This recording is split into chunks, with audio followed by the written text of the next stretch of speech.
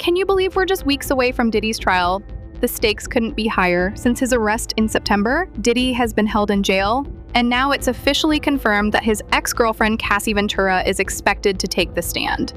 Unlike previous witness accounts using pseudonyms, Cassie plans to testify under her own name. Federal prosecutors have warned that Diddy's other alleged victims will do so anonymously, fearing the humiliation, anxiety, and social stigma that public exposure could bring. For weeks, law enforcement and the legal team have regarded Cassie as victim number one, a designation that not only opened the floodgates, but also provided prosecutors a roadmap to pursue additional charges in multiple superseding indictments in Cassie Ventura's settled lawsuit against Diddy, which was resolved just one day after filing. The allegations closely mirror those in the federal indictment. Prosecutors assert that Diddy orchestrated freak-off events where, through force, fraud, and coercion, he sex trafficked multiple victims, while Cassie is willing to testify with her full identity. 3 other victims, referred to as Victim 2, Victim 3, and Victim 4, have requested anonymity to avoid further emotional trauma, public harassment, and potential loss of employment. The government explains that allowing victims to testify under pseudonyms is standard practice in sensitive cases involving explicit abuse. The fear of re-victimization is real, and these protections are meant to ensure that crucial testimony can be brought to light without compromising the well-being of those already traumatized. Since the original indictment, Diddy has faced not only 2 superseding indictments, but also an increasing number of alleged victims. Prosecutors now claim that Diddy's criminal activities extend well beyond his earlier charges by incorporating new counts, such as an additional charge for sex trafficking against Victim 2 in the Southern District of New York. They argue that by breaking up the charges into separate counts, which in theory allows the jury to consider each allegation independently, they ensure that even if evidence for one count doesn't meet the threshold of guilt, a conviction on another might still be reached. In his response, Diddy's defense team contends that these charges consist of new, untested, uncooperated, and uninvestigated allegations that, according to them, merely reflect his private sex life, a narrative they insist was completely consensual.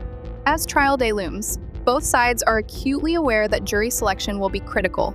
Prosecutors worry that jurors who are already fans of high-profile celebrities may be less inclined to convict, so they will be seeking jurors who can look beyond celebrity glamour to the heart of the allegations. On the flip side, Diddy's defense is expected to target jurors who might be sympathetic to the notion of consensual behavior, questioning the credibility of the civil claims. According to legal analysts, the cross-examination of Cassie Ventura, expected to be handled by a skilled female defense attorney, could be particularly rigorous, with cross-examination techniques honed from past high-profile cases like Johnny Depp versus Amber Heard.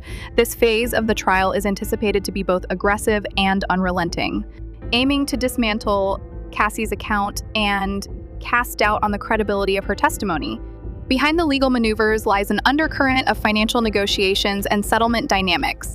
Some insiders believe that if Diddy had simply agreed to pay Cassie Ventura's demanded settlement in the range of $20 to $30 million rather than offering a paltry $10 million, just a fraction of his reported $1 billion net worth, much of the scandal might have been nipped in the bud.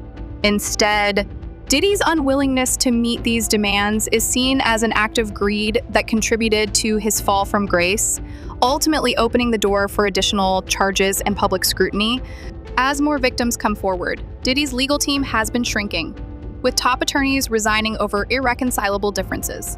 The resulting legal cloud not only fuels the trial's momentum, but also further tarnishes his once untouchable reputation in Hollywood. With Diddy still in custody at the Metropolitan Detention Center in Brooklyn and his next hearing scheduled for April 25th, the trial is poised to become a pivotal moment in a series of high-profile abuse cases in the entertainment industry. As federal prosecutors prepare to call a host of witnesses, each testifying either publicly or under anonymity, the trial promises to reveal a pattern of behavior that critics say extends into nearly every corner of Diddy's operations. Legal experts predict that these cases will not only test the durability of the evidence, but also force a broader conversation about accountability and the exploitation of vulnerable individuals in Hollywood. In the coming weeks, all eyes will remain on the trial, as a conviction could mean years of prison time for Diddy and possibly serve as a watershed moment for how allegations of sexual abuse and trafficking are handled in the industry.